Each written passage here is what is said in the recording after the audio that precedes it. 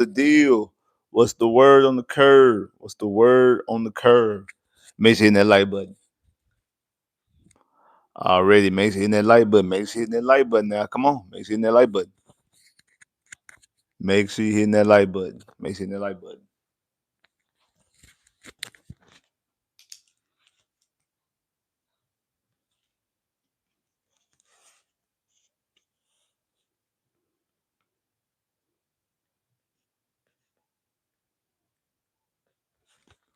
Already, what's good with you, bro? What's good with you?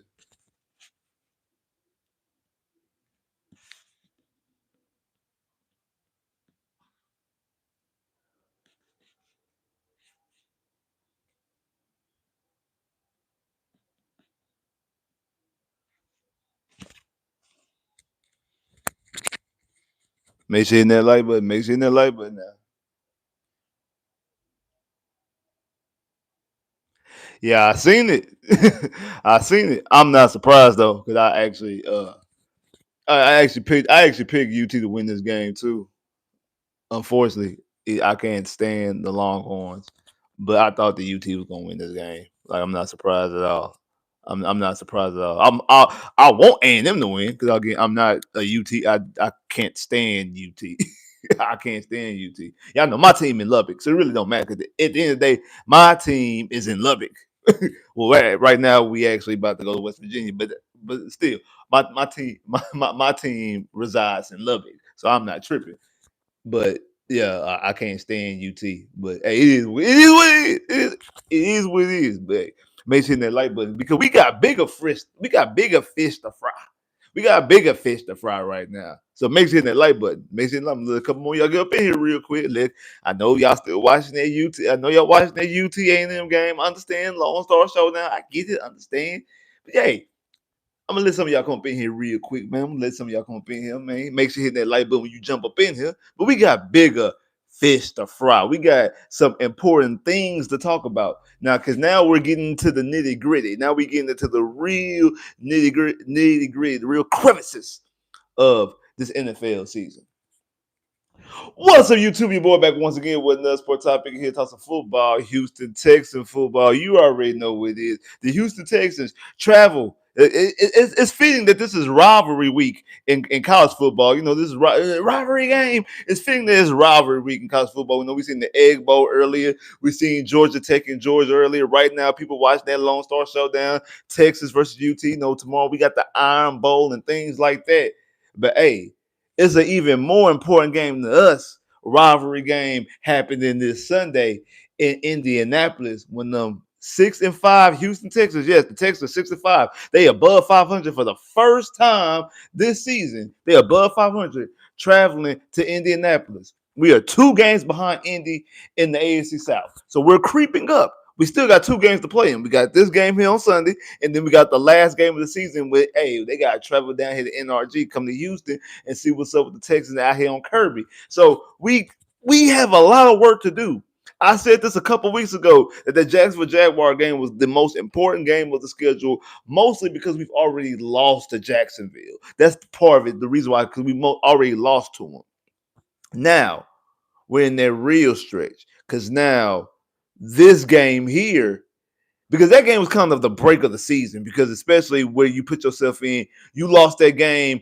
It's probably you're not obviously you're not in this spot. You're not 6-5. At best, you'll be at 5-6 right now. So you wouldn't even be at 6-5 at that point. So obviously, so you definitely needed that game because of how your season started off. But now we're at a point where tiebreakers are really coming in play because there's a chance that we can take the division. There's a realistic chance. I'm gonna talk about that when I talk about the division in the whole and the games coming up for this week. You know, I do a weekly preview, but there's a good chance that the Texans could not just be in the playoffs, but leading the division. Like when you look at the playoff picture, it has division leaders. The Texans logo, that icon is right there by the AFC South at the 3 seed. There's an extreme chance that the Texans could be the AFC South leader next week. when that game ends in Kansas City. Now, don't want to put the cart in front of the horse. Don't want to take you too fast. Don't want to take you too fast and put the cart in front of the horse. But there is a chance. I'm gonna explain it later on. But hey, we don't want to get ahead of ourselves because we got to handle our business Sunday at Indianapolis, and it's going to be a tall task. I'm not no make no mistakes about it. It's going to be a tall task. I think the Texans are game and up for the challenge, but it is going to be a tall task, especially because that boy back. You know what I'm saying? That franchise QB back. You know what I'm saying? CJ Stroud. Now let's get into some of the numbers. So, like I said, the Houston Texans going up to Indianapolis. This is the numbers of the season. So CJ Stroud, you can remember he missed the last 3 games because of concussion. But this is what his season has looked like. He's 161. He has 161 completions off of 242 attempts. That's 66.5 completion percentage.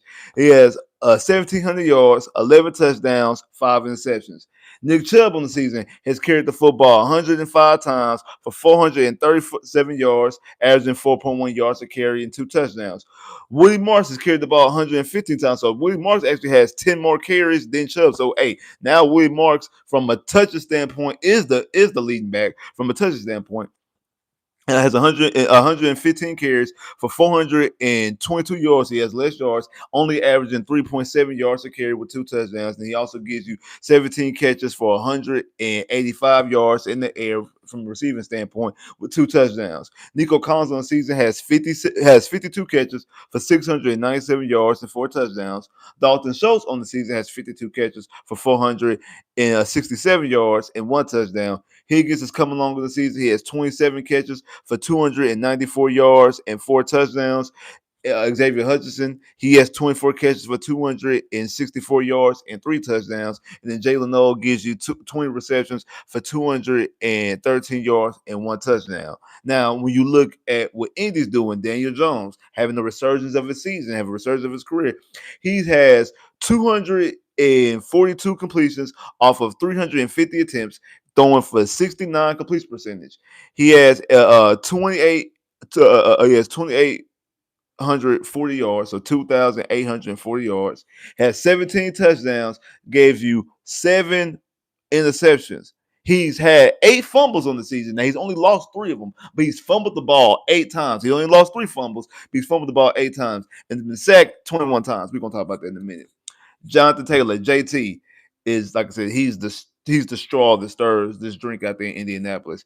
He has 250 carries for 1,197 yards, so 3 yards away from 1,200 yards, averaging 5.8 yards a carry, has 15 touchdowns. Then also in the air, he's giving you 32 catches for 268 yards and 2 touchdowns in the air. Now, rookie Tyler Warren has 55 receptions for 662 yards and 3 touchdowns. Alec Pierce has 29 receptions for 611 yards and a touchdown. Michael Pittman has 59 receptions for 607 yards and 7 touchdowns. And then Josh Downs has 38 receptions for 325 yards and 3 touchdowns. You know, on the season, they traded for acquired Sauce Gardner on the season and gave up AD Mitchell. So that's kind of some of Daniel Jones' stats is baked into that as well. AD Mitchell is no longer there. So again, very impressive offensively. Like, this has been like for the longest time was like the number 1 offense in the NFL, like on almost every metric for a long period of time. They were like the number 1 offense, like for a crazy amount of time of the season. I mean, like for the first like 3 games, they went wild punting. Like, this offense was moving very, very efficiently, especially early on in the season. Now they've cooled off some, but this offense definitely early on in the season was moving like clockwork. Now, when you look at the numbers, now the Texans statistically have jumped up a little bit. Now, on points per game, the Texans are 21st in points per game, averaging 22 points per game. Total offense, they're at 19. Well, I'm sorry. Let me redo it. Let me do it this way. So points per game, scoring offense, the Texans are 21st with 22 points per game. Indy's number 1, has the number 1 scoring offense, averaging 31 points per game. Total offense, the Texans are 19th. Indy is second in total offense. Passing offense, the Texans is 16th. Indy is 7th. Running offense, Houston is 23rd. Indy is 3rd. So Indy's the number one scoring offense, number 2 total offense, number 7 passing offense, and the number 3 rushing offense. Houston is the number 21st scoring offense, the number 19th total offense, the number 16th passing offense, and the number 23rd rushing offense. So that's obviously where we take a real dip is run the football, which we can see that we cannot run the football. We have a hard time running the football. Now, when you look at the defense, Texans not the best defense in the league, or do they? Because the Texans actually have lost a little bit of ground on the number one scoring defense. They're no longer the number one scoring defense. Now it's the Rams. The Texans are the number 2 scoring defense at 16 point, giving up 16.5 points per game. The Rams give up 16.3. So it's like like a by a 0.2% is the reason why the Texans have jumped down from number 1 to number 2 scoring defense. Indy scoring defense is number 9, only averaging 20.8 points per game. Texans total defense is number 1. They have the number 1 total defense in the NFL. Indy has the number 22 total defense in the NFL. Passing defense, the Texans are the number 3 total passing defense. Indy is the number 28 passing defense. Run defense, the Texans are the 5th best running defense. Indy is the number 6 best run defense. So Indy's able to stop the run, but passing wise, they're just putrid passing. Part of the reason why they end up trading for Sauce Gardner. Now, I do think that points per game is a little bit misleading. They also been playing against not a couple good teams because when you watch them, like you watched Kansas City when they played Kansas City last week, Kansas City was able to move the football up against them. So that's also one of the reasons why, like I said, they trade for Sauce Gardner because you can move the football on them. Now, again, so it's our top level defense versus their top level offense. That's really so it's strength on strength. That's really where the crevices and where the crust of this game goes. And I think that the game is really going to be lost in one in the trenches if the Texans can stop Jonathan Taylor. I think that's if you can stop Jonathan Taylor and force Daniel Jones to go out there and throw the football, I think good things, especially against this pass rush and the secondary, I think good things can happen. Because you look about it, I mean, we have two edge rushers on the bookends both already having double digit sacks. Williams has 10.5, which is third, and then which is fourth in the NFL. Then Hunter is a third in the NFL with 11 and a half sacks. Well, no, 11 sacks. He has 11 sacks. Will has 11 sacks. Daniil has 11 sacks. Will has 10.5 sacks. Will is fourth in the NFL. In sacks, Daniil Hunter is third in the NFL. We already know Myles Garrett is like miles up in number 1. I forgot who number 2 is. But that's what we're looking at. Then you got Bullock, who's also top 5 in interceptions with 4. And then you have Stingley with 3. So you have guys that can get to the quarterback, and you also got guys that can take away the football. We ain't not even mentioning Laster. Also, Jalen Petry's back as well. We're not even mixing in those guys who could also take away the football as well. So the defense is going to be strength versus strength. Can the Texans defense actually do something against this offense, which has been making a lot of moves and been making a lot of bones and been doing a lot of stuff over the past season? And I shout out to that boy Chris for the super chat love. Definitely appreciate that. Chris says good luck. We already know what side Chris is on. Shout out Chris for super chat love. Definitely appreciate that. Chris say good luck. This game is going to tell a lot, in my personal opinion, on both sides. It's going to tell a lot for Indy, and it's going to tell a lot for the Texans. I think this game on both sides is going to tell an absolute lot for both teams. Exactly where both teams really stand in this in this division race, because the Texans have got back into the division. I made a video giving you the Texans playoff way for getting the playoffs wild card and also in the division. Shout out Dallas and shout out the Bengals yesterday doing work for the Texans, able to give both Baltimore and also give both KC a loss. We're gonna see KC next week. Again, it doesn't matter unless the Texans handle their business, but my eyes should be on the bigger prize. Like I've always told people, if the division is available, forget that wild card. I'm trying to get the division. I always going to lean towards the division. I'm always going to lean towards having home for the advantage. I'm always going to lean towards playing the game at home, because the more chances you play at home, the better opportunity you have to get to the ultimate Super Bowl, to get to the Super Bowl. Yeah, team. We seen back in the day. I think back in 2006, and we seen what you call in 2007. The Giants in 2007 went on the road. We seen Green Bay in 2010. We seen these teams go on a run. Green Bay in 2010 is the last road team that went through the gauntlet, went through all their games on the road, never played a home game to win. So, no, I take that back. Tampa Bay did. Tampa Bay did with Tom Brady. I forgot about that because Tampa Bay. So actually Tampa Bay, but shout out to Tampa Bay. Tampa Bay Super Bowl was actually in Tampa. Like Tom Brady won the Super Bowl in Tampa. So, yeah, I mean, technically, they didn't have a home game until they got to the Super Bowl. Like the Super Bowl actually was a home game, so actually they're the last team to do it. But if you notice, three of those teams was NFC teams in Tampa, Green Bay, and the Giants. The last AFC team to do it was Pittsburgh back in 2006. So we talking about almost 20 years ago, the last time an AFC team ran through the gauntlet through the AFC conference on the road. And I actually think that's key. Because I know some people, what does it matter about the conferences? Well, you think about it.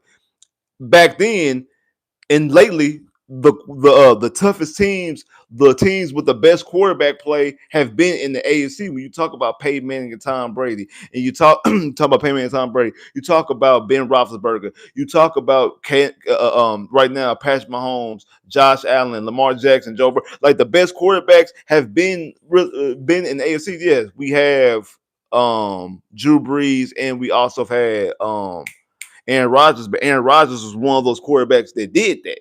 Aaron Rodgers was one of the quarterbacks that did that. And he was one of the quarterbacks that did that. Same thing with Tom Brady. So outside Aaron Rodgers and Tom Brady, on the NFC side, like I mean, yeah, Eli did it in 2007, and that was incredible when the Giants were able to do that. And I know I took you on the history lesson. My apologies, but I'm telling y'all this that I'm always going to lean. To make a long story short, I'm always going to lean on winning the division. That way, you have at least one, if not multiple games at home. Because if you look at this AFC, I don't think this AFC is not a murderer's row. So I feel like a lot of things can break. I think a lot of wild card teams are actually going to go into some of these division leaders and actually win. So home field advantage might not be the same thing. So who won home field advantage might not end up having home field advantage because they can end up losing, and the 4 seed can end up having home field advantage. But I'm always going to lean on winning the division. If I can have the opportunity to win the division, I want a chance to win the division. So I have that opportunity, that guarantee of, hey, I'm going to play at home when I'm playing. I can't talk about what y'all doing, but when I'm on the field, because I have the higher seed, I'm going to be inside NRG. That's what I always going to lean towards. Also lean towards, I see more people coming up here, but they ain't leaning towards them likes. Make sure you hit that like button, dog. Man, make sure you hit that like button, man. Come in, make sure you hit the like button. Definitely appreciate that. Now, I think this is going to be a tough. I think this is going to be a tough game. I don't think this is going to be an easy game by any stretch of the imagination. I said this when the schedule came out that I did not like that the Indy game was sandwiched in between the Buffalo game and the KC game. Now I get it.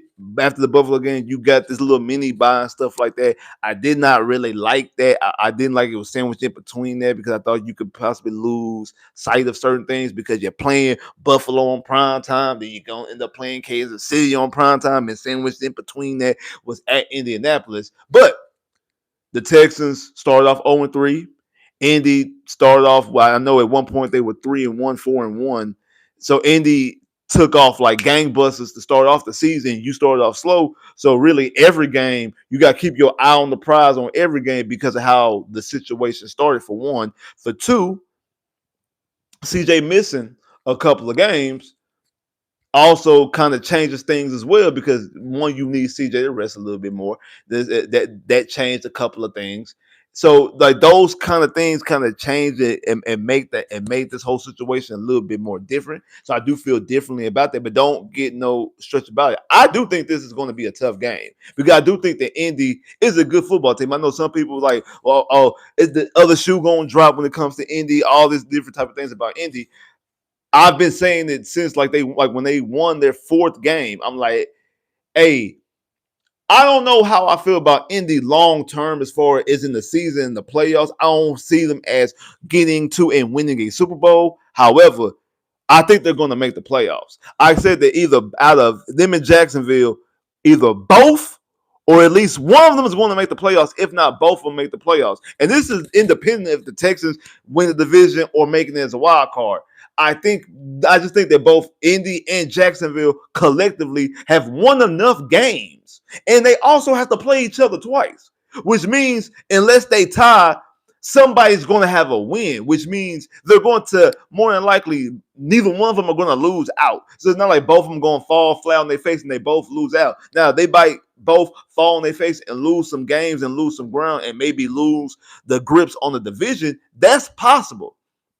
But I think that I think that one of these two, I've said this since after the fourth, fifth week of the season, that one of these two teams, if not both of these teams, were going to make the playoffs. And I think it's still true. I think that one of, if not, I'm again, actually as it stands right now, they both are in the playoffs. Indy has a division, and Jacksonville is actually the Jacksonville actually got some wiggle room. They not even the last wild card team. They actually got some wiggle room and also got some tiebreakers because they beat Kansas City already early this year on Monday Night Football. So so there is some wiggle room for them.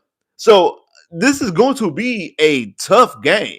And like I said, Indy's offense can move the football a lot. Now, it is mostly on the legs and the strength of Jonathan Taylor. And we seen when teams like Pittsburgh was able to shut Jonathan Taylor down, Daniel Jones goes out there, throws 3 picks, fumbled the ball 3 times, and lost 2 of them. So he accounted for 5 turnovers. He had 6 turnover-worthy plays, but gave you 5 turnovers total. 3 interceptions, 2 lost fumbles. He had another fumble, but he was able to recover, or the team was able to recover it. So you've seen what those things are. Also, there's a lot of pressure on Daniel Jones. Why? It's a lot of pressure because the organization showed their hand right before the trade, during the trade deadline, when they gave up A.D. Mitchell and multiple draft picks to go out there and acquire Sauce Gardner. Because when they did that, they basically stamped and proved that for the foreseeable future, Daniel Jones is their quarterback for the foreseeable future.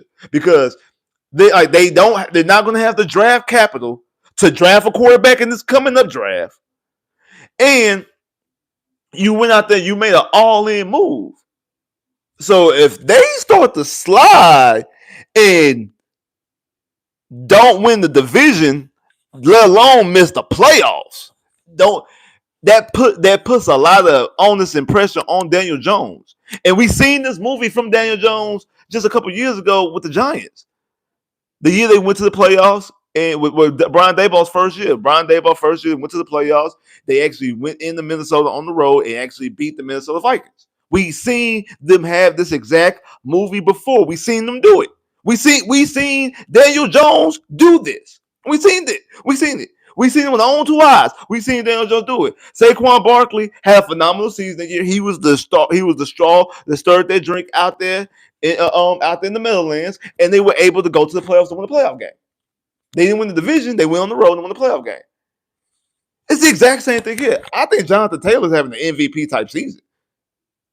We're talking about what I say, 1,197 yards, averaging 5.8 yards a carry, 15 touchdowns, then giving you giving you over 250 yards, giving you 268 yards and 2 touchdowns in the air. So he's already giving you over 1,500 yards, and we still got what? Like 5 games to go left? No, 6 games to go. I'm sorry. We still got 6 games to go. He's already giving you over 1,500 yards and 17 touchdowns. So we're talking about somebody that could potentially, I don't think he's going to break the touchdown record because I forgot I think the touchdown record is almost at 30. Or is it 30 with LT? So I don't think it's going to be nothing crazy like that. But I think he's good. I think right now he can get 20 touchdowns, 20 plus touchdowns because he only needs 5 to get 20 touchdowns. He can get you 2 touchdowns a game for the next couple of games. So he could definitely get you 20. He definitely gets you 20 plus touchdowns. We talking about he can get you another 23, 24 touchdowns.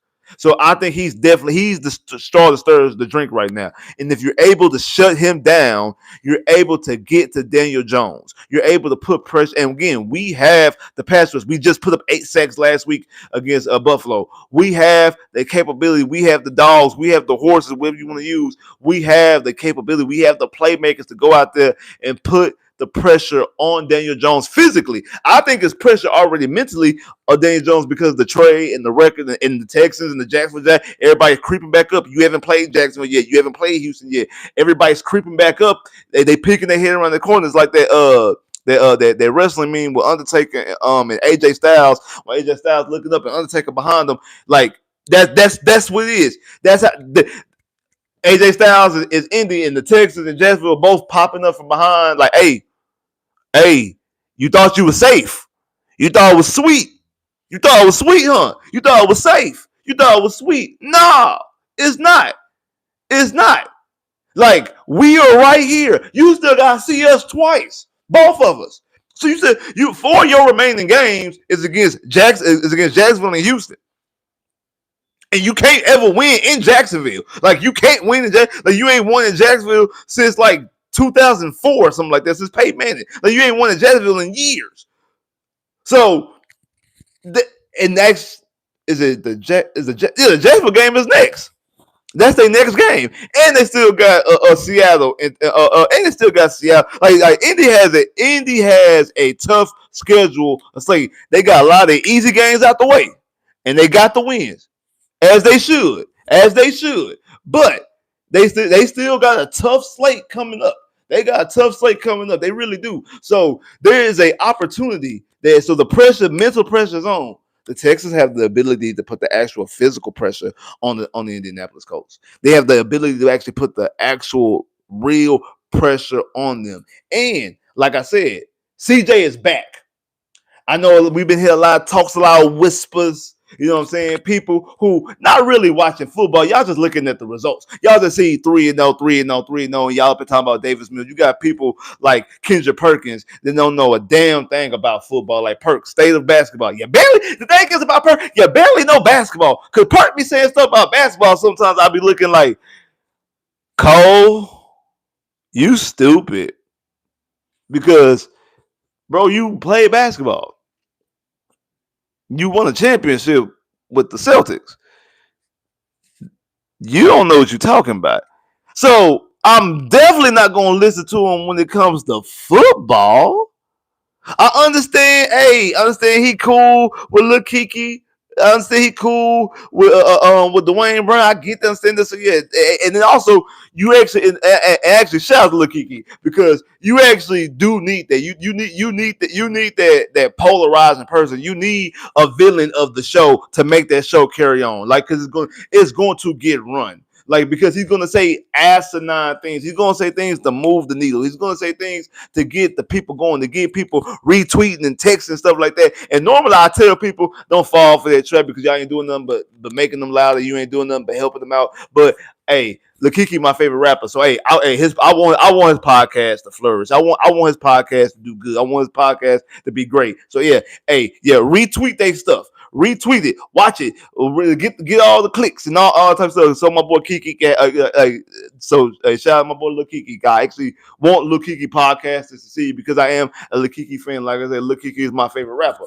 So I have no problem with that. But Perk, what he's saying don't be making no damn sense. And some of y'all be believing it. Some of y'all already might feel like that, bro. Dog, we dominated the Buffalo Bills, but we only won by 4. And the reason why we only won by 4 is because the offense in the second half was absolutely putrid. It was absolutely horrific. You know, we only had 34 yards in the entire second half. The offense wasn't good. And also you go back and watch like the game against Tennessee. Like the offense wasn't good then. It was 3 drives. The first drive, the drive where we scored the touchdown, and then the last drive when we got the game-winning field goal. That was it. That was the only time that Davis Mills and the offense looked good. To be honest, you can make a case that kind of outplayed Davis Mills a little bit. what's his name? I almost call him Malik Willis. Uh, uh, um, Cam, you can kind of make a case to Cam because like the offense is just boring to watch. The defense did their job, and again, the defense has been doing their job all season long. And outside the Buffalo Bills, the level of opponent, I mean, Jacksonville's so up and down. Again, I also can't explain what happened in that Jacksonville Jaguar game in that fourth quarter. But if you look at the first three quarters, Davis Mills played good in that first three quarters. It was that fourth quarter, Davis Mills played absolutely phenomenal. Not going to talk about how he played absolutely phenomenal in that fourth quarter. However, the first three quarters, he did not play well. So I'm not going to sit up here and be like Davis Mills. No, yeah, Davis Mills did exactly what his job was supposed to do as a backup quarterback. He kept it. He didn't turn the ball over outside his first pass against Jacksonville. I think he had an interception then. He didn't turn the ball over none. So he didn't turn the ball over. He allowed the defense to do their job. He did exactly what they need to do. That is not something to sustain for the entirety of a season and make the playoffs.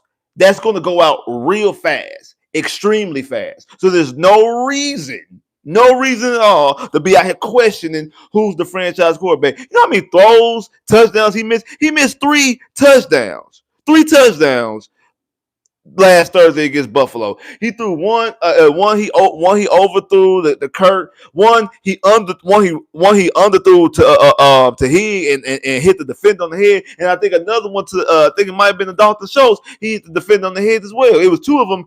I know one was on the sideline he was throwing to Higgins and it hit the defender on the head. And it was another one he threw. I think it was down the middle. It was down the middle.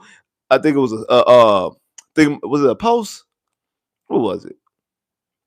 I think that was I think it was either a post or a slam, but I think it might be a post. They threw and hit the defender on the head. Like that was 3 touch, and then, like I said, it was one to Kurt. I can't remember what the play was to Kurt.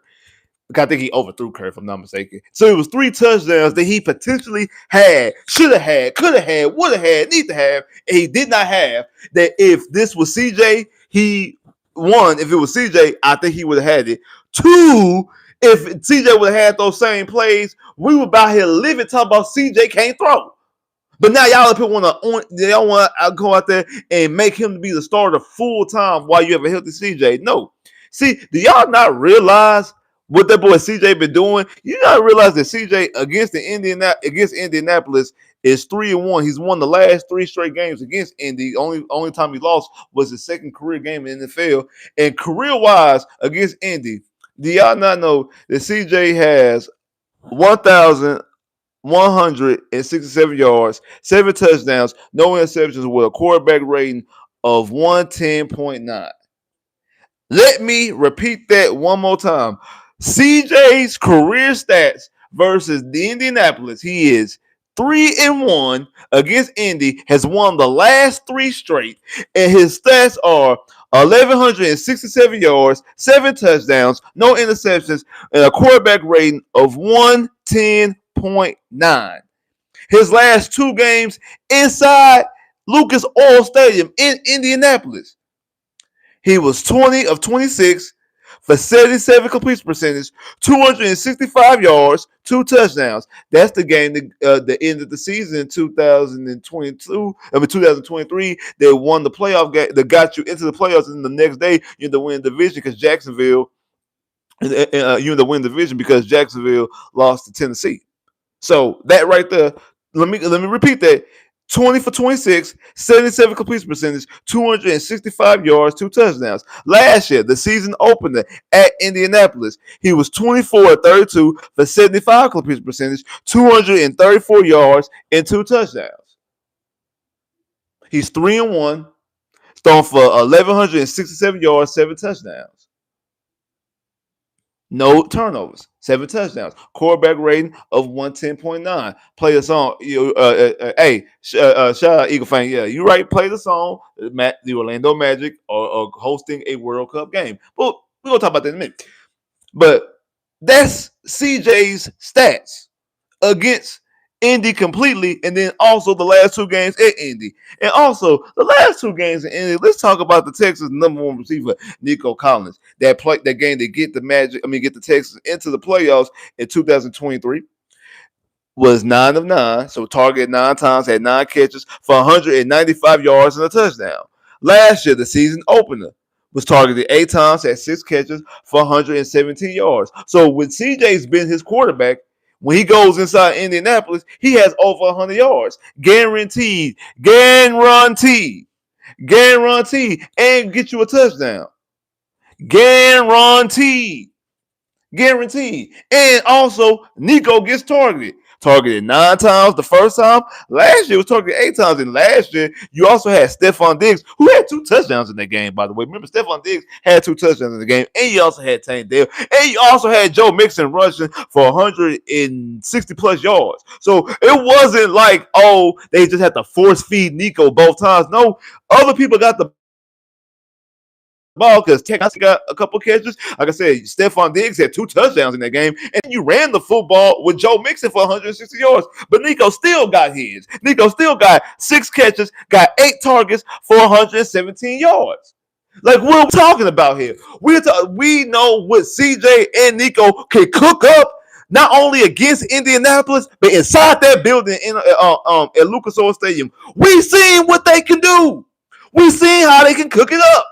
So don't y'all convince me with that bull about Davis Mills need to be the starter. Y'all convinced me with that. Y'all forgot what CJ Stroud was. Y'all forgot what CJ Stroud is, what he can be. Are y'all acting completely ridiculous right now? Like, come on. Like, come on. Are y'all acting ridiculous right now when y'all say stuff like that? And I'm talking about people who really watch football.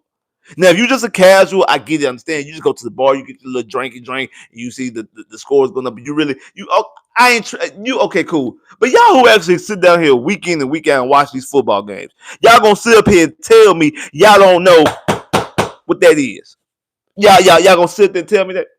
Like, come on now. But speaking of history of Houston versus Indy, because you do know it's really not all that good. Like the history between the teams. Indy is 32-13 against us. Like, it's Indy has 32 wins, Texas has 13 wins, and we have a tie, which was the season opener, like Lovie Smith's with 2022. Well, and that's the Texans' only tie in franchise history is their tie.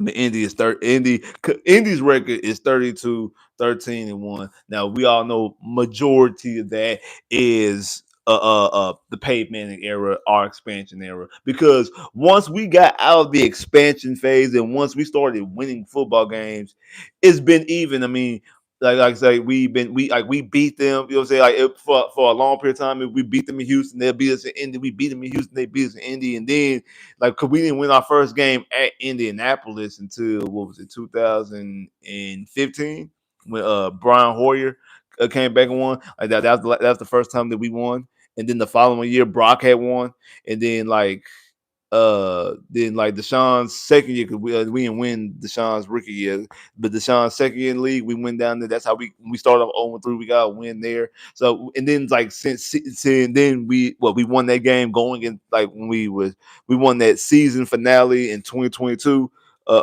with Davis Mills. And then since CJ's been there, we won the last 2 games at Indy, and we beat Indy the last 3 times in a row. Like I said, CJ's 3-1 against Indianapolis. And it's fitting that this rivalry game is rivalry week in college football, because this right here is a rivalry game. Now, again, I know how people say it's not a rivalry if you mostly lose. I get it. I think that the Texans have a better record against Jacksonville. The Texans have a winning record against Jacksonville. Texans just actually the Texans just 2 weeks ago tied up the record against Tennessee. Now it's tied. I think now it's like 24-24 against Tennessee. Like, that's tied. It's at 500. It's a complete even dead heat tied against Tennessee 24-24. Our only losing record in the division right now is Indy. And I don't know about y'all. I have a I don't know y'all. I know. I mean, I know we got the whole thing with Tennessee with the jerseys and the blue, and no, I know Amy Adams don't really fool with Houston, and I think like no Hannah and Amy they really beefing for real, and like I said the colors, and we got the whole Andre Johnson and Corbin Finnegan fighting stuff like that. I don't have any what I'm saying, I don't feel no type of way about Jacksonville. Don't feel no way about Tennessee. I can't stand Indianapolis. I cannot stand Indianapolis. I'm letting y'all know this right now. I cannot stand Indianapolis at all. I cannot stand them. I know Honcho. I know if Honcho and Week was in here, they mostly hate Tennessee. That's the team that they can't stand is Tennessee, and it's cool. I get it. I understand. I also know people have no feelings because no, it used to be Oilers. I understand it. I don't have that type of tie. You know what I'm saying? I wasn't never tripping about the Oilers. I wasn't never tripping about the Oiler uniforms. I think the Oiler helmet clean. I think it's clean. I ain't gonna lie. I think the Oiler helmet clean. I like blue, my favorite color, so I like the light blue. So I think all this cold. I think that's clean. I'm not really tripping about that. The team I can't stand in the division the most is Indy. This is the team I can't stand. I can't stand this team. And the thing is, it wasn't even like that when Peyton was playing. When Peyton was there, it was okay, Peyton. It was really during the Luck era is when I really, because it was always something weird going on with Houston and Indy, you know what I'm saying, at Indianapolis, you know what I'm saying? Like, it was always some weird stuff going on. People breaking, like, you know what I'm saying? Like people was always getting hurt at Indy while we had to win. We up 21 points at halftime and we lose at home. T.Y. Hilton not here doing the T.Y. Hilton thing. It was always some weird, crazy stuff. So that's the Andre Johnson for going in to have a game-winning touchdown. He fumbles. Like, it's crazy. Like, Indy. This team is a team I cannot stand. And actually, I don't feel like that about no team else in the NFL. Like, some people can't stand Dallas, stuff like that. I don't feel no way about Dallas. I don't feel no way about Dallas. I don't feel no way about the Patriots. I don't feel no way about no other team in the NFL except Indianapolis. I cannot stand Indianapolis. I cannot stand Indianapolis. That's the team that I cannot stand. I cannot stand Indianapolis, y'all. That's the team. Ain't nobody else. It's Indianapolis. That's the team that I cannot stand in the NFL. In basketball, it's the Lakers. In college, it's UT. Those are the teams I can't stand. I can't stand UT in college. I can't stand the Lakers in the NBA, and I can't stand Indy in the NFL. Those are the teams. Those are teams right there. Those are teams right there. Back in the day, in baseball, it used to be the Yankees. But I don't even care about the Yankees no more. Like, I don't even worry about the Yankees anymore. I don't care. I don't care about the Yankees no more. But like I say, in NFL, it's Indianapolis. It's Indianapolis. Eagle fan. Ain't you an Eagle fan? I mean, y'all gotta worry about Dallas come back and win that division. I think Dallas might come back and win that division on the Philadelphia Eagles. You'll be talking about Mechie. I think that Dallas might end up winning the division against the Eagles. I'm just saying. But yeah, but that's this is where like I said. Oh yeah, I forgot you is a Jets fan, bro. It might be even worse. And the reason why, because I don't know there's a quarterback in this draft to even try to draft. Like, I don't know. I don't think there's a quarterback in this. I don't think there's a quarterback in this draft to even try to draft. So yeah, that might be even worse. I don't even know if you can get hope anytime soon. But anyway, but y'all got a lot of picks for the next couple of years though to build up. So y'all got a lot of picks in the next couple of drafts though. But yeah, but like I was saying though, like I was saying though, man, like this is the team that I can't stand. Like the Texans only have 13 wins career wise against Indy. Indy is 32-13-1 against the Texans. Now when you look into this game, man, Indy's a 3.5 point favorite. Indy is a 3.5 point favorite. Let's talk about the game. Let's talk about exactly what I think is going to happen in this game.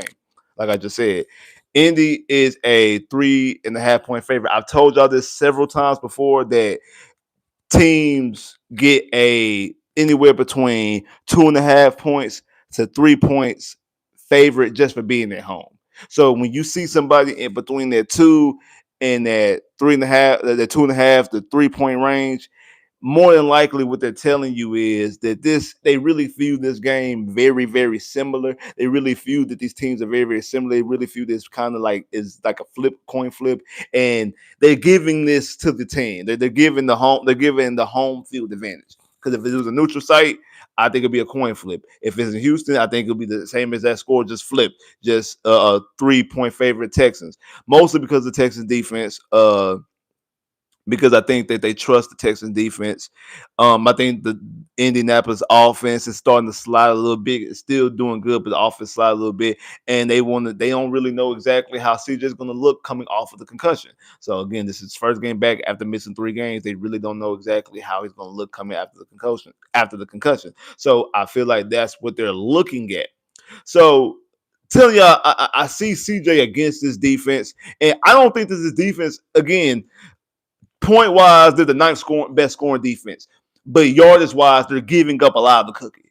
And watching in the games I have watched Indianapolis play, Indianapolis allows teams to move the football move the football on the field. And now the Texans don't score in the red zone. The Texans do not have a good red zone offense. Part of the reason why they don't have a good red zone offense because they cannot run the football. I don't understand why when you have not two. You have three. You have 3 6'4" receivers. Why they're not doing a lot of 50-50 balls in the end zone? When we get into the 15-yard line inside that part of the red zone, because again the red zone is when you get to the 20.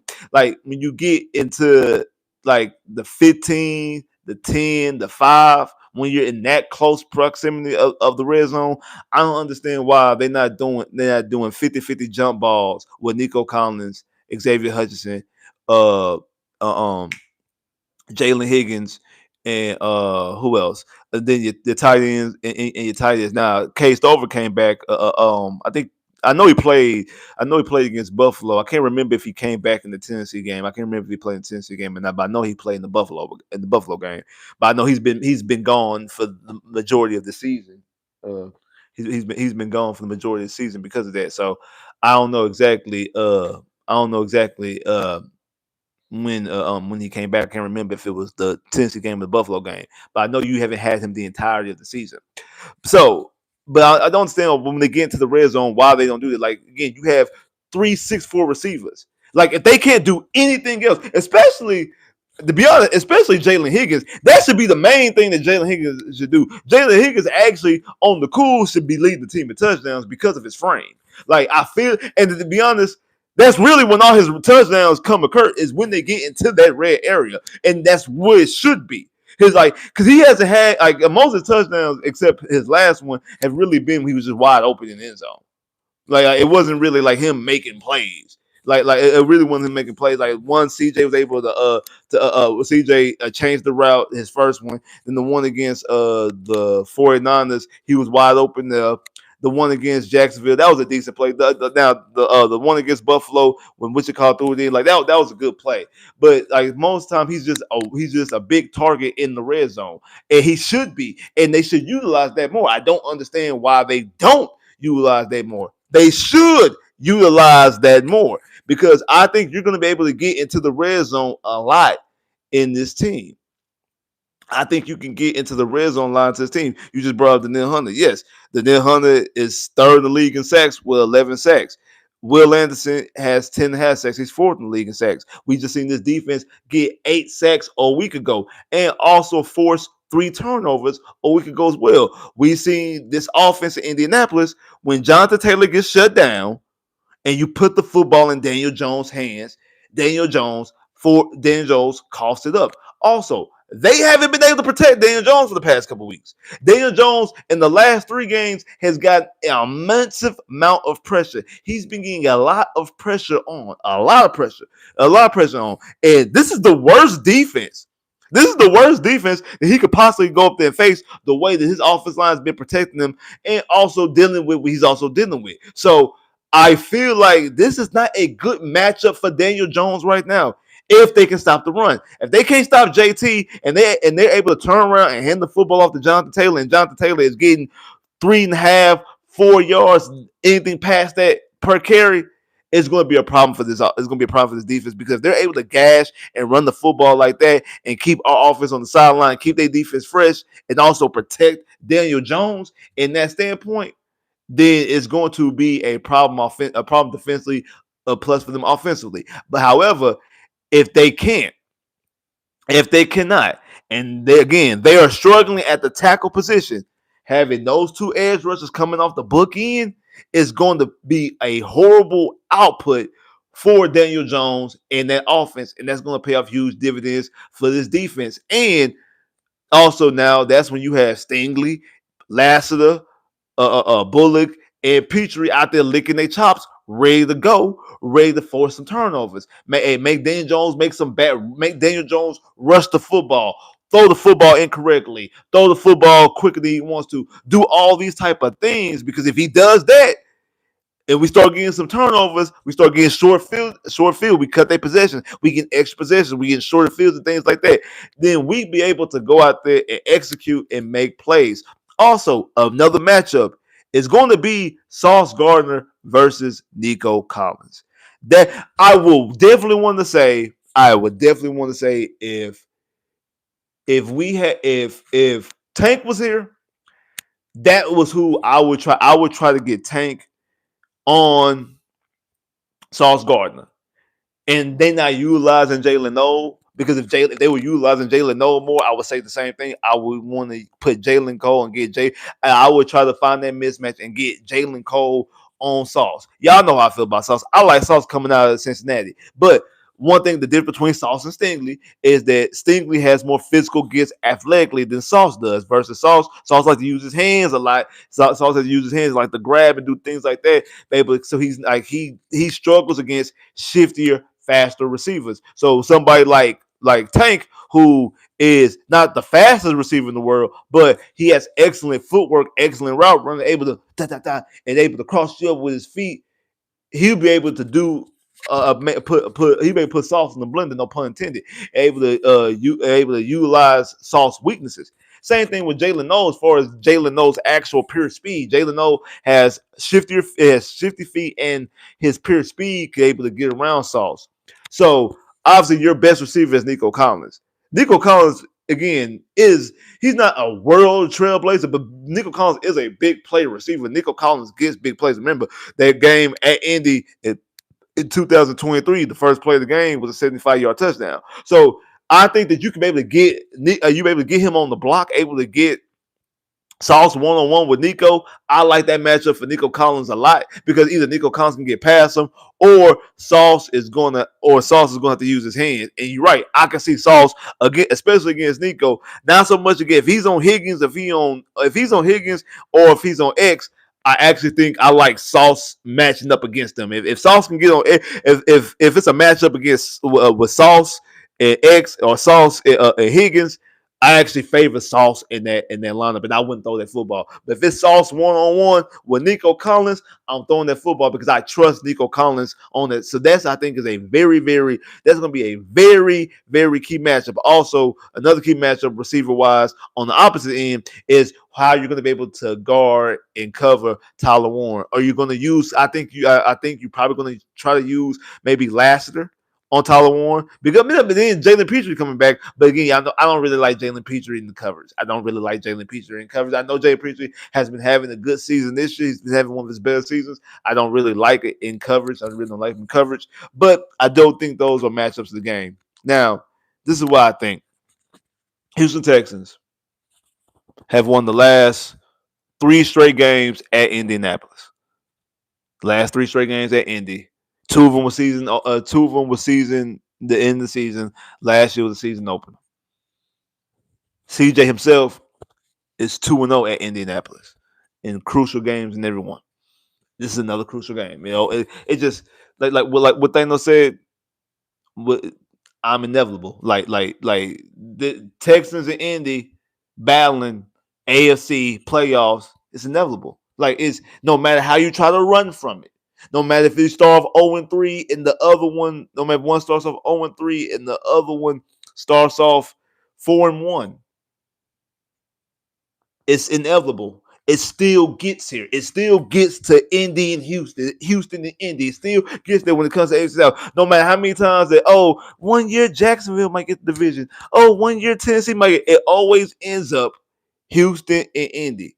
That's just how it is. I have the Houston Texans defeating Indianapolis 24-14.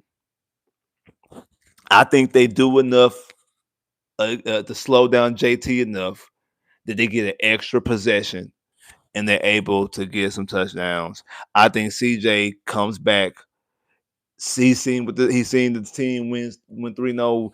I think this is the first time that in the NFL stage he feels like that people are out on him.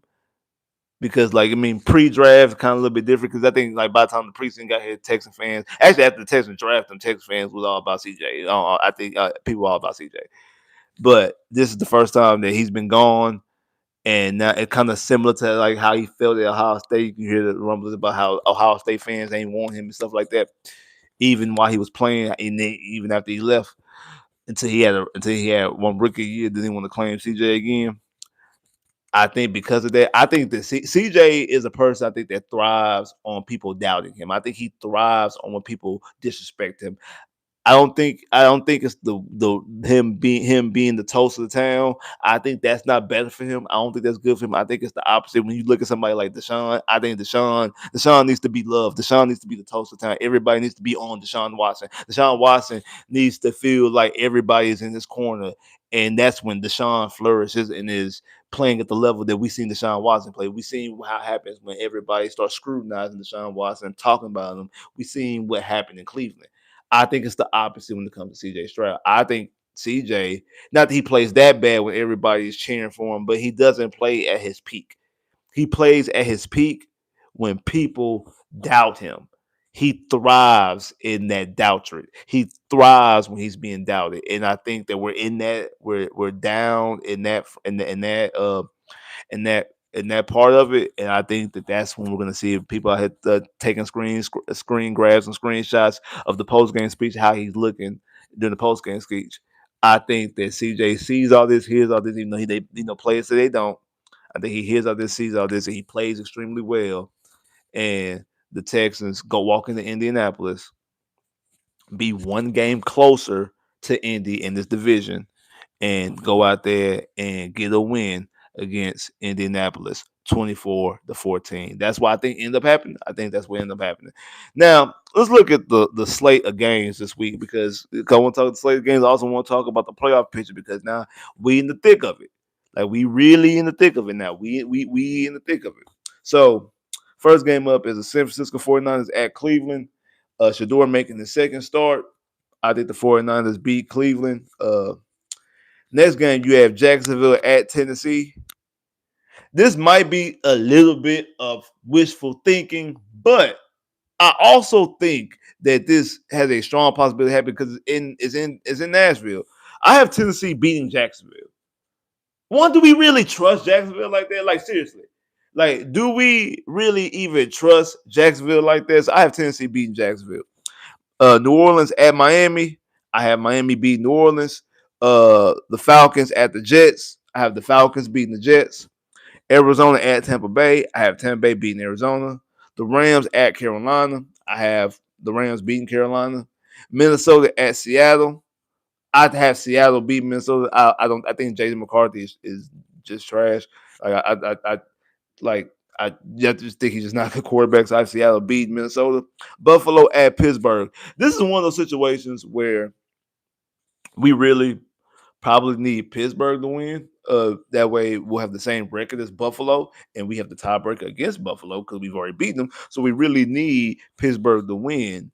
But I think Buffalo wins.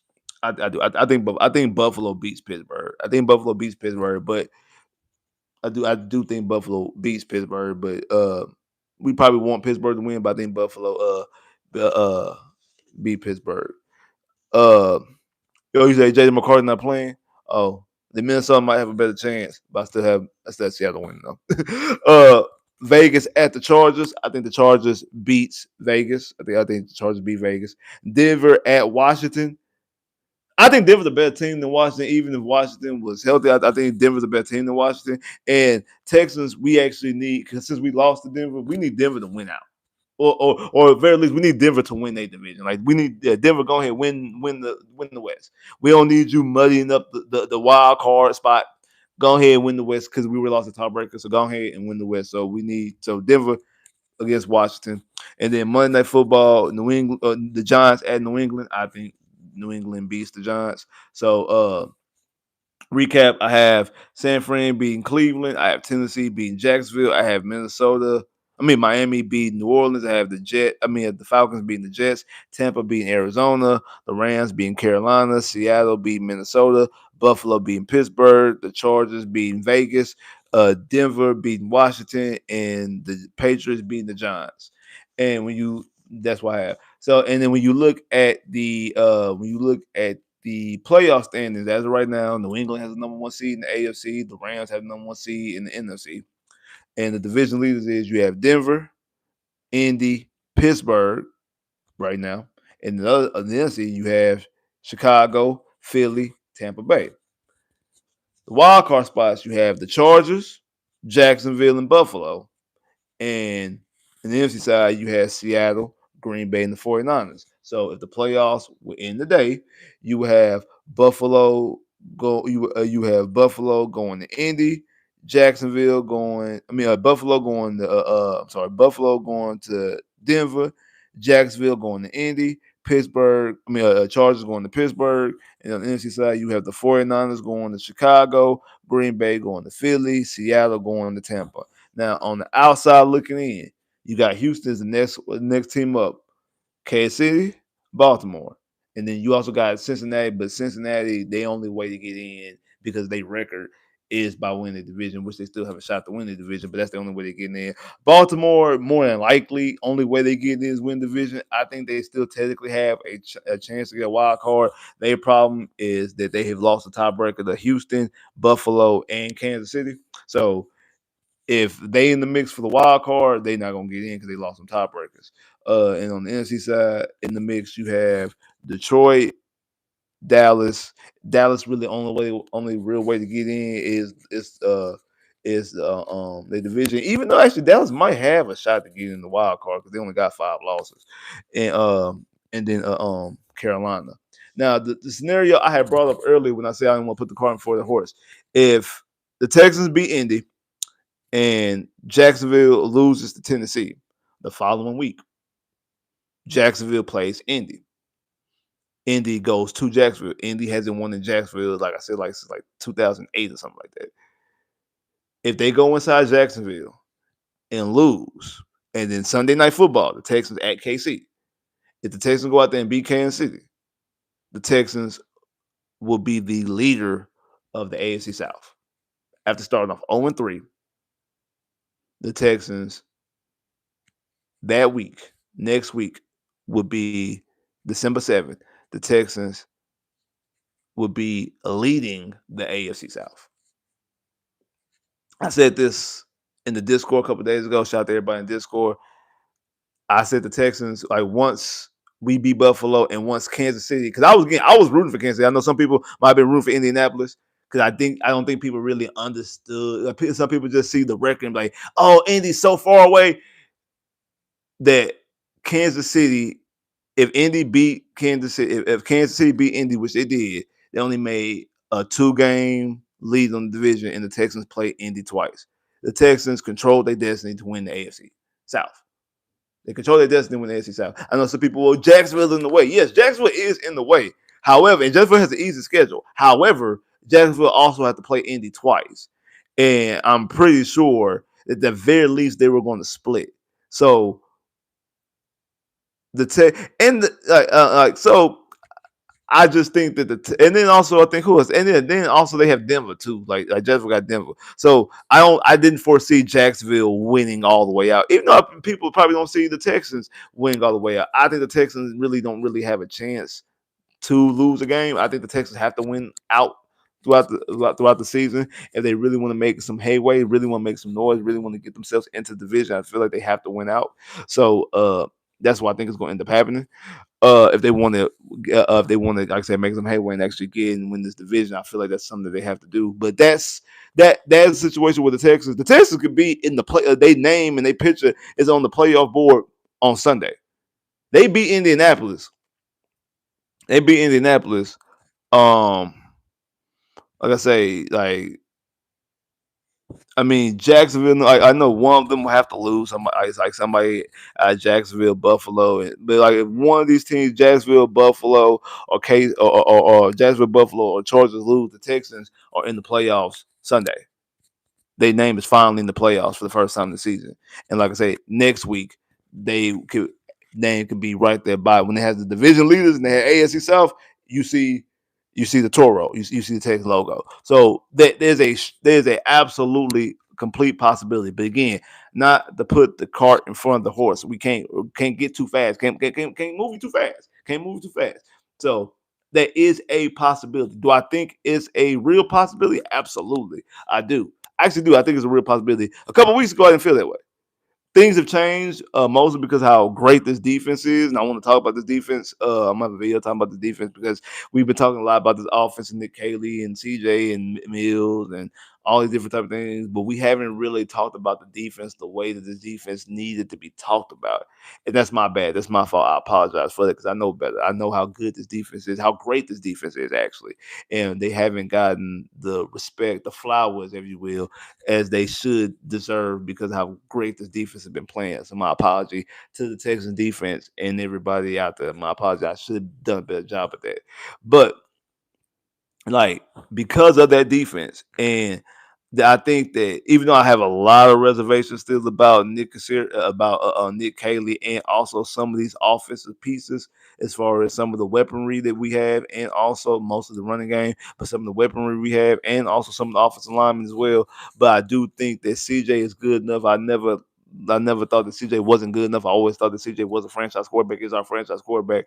I think that we have enough to steer this ship, especially the way this defense is clicking now and the way that some of these teams are looking also, that the Texans can get themselves and put themselves back in position not only to win the AFC South, but also make some headway and make some real noise in this AFC in the playoffs because like the Kansas Cities and the Baltimores and the Buffaloes, these teams don't look like the Kansas Cities and Baltimores and Buffaloes that we've seen the last 5 years.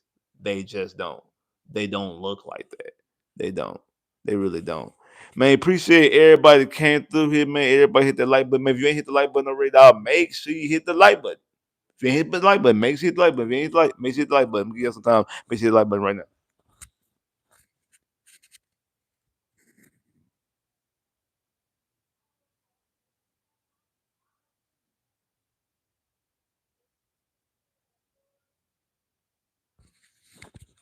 Like I said, man, appreciate everybody that came through here, man. If you hit the like button already, I'm gonna let you hit the like button. If you ain't hit the like button already, man, make sure you hit the like button. I'm gonna give y'all some time. Hit the like button right now.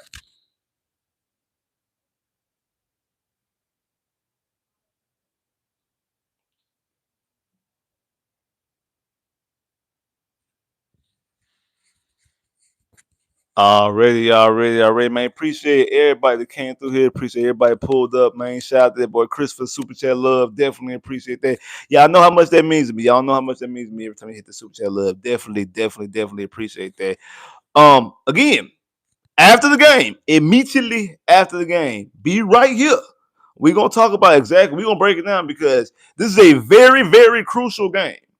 Don't make no mistakes about it. This is a very crucial game. So we gotta talk about it. We gotta break it down exactly what is going on in this game. We gotta talk about it. We gonna break it down. So make sure y'all pull up immediately after the game. Make sure y'all pull up. Make sure y'all pull up. Like I said, I'm gonna drop a video talking about the defense.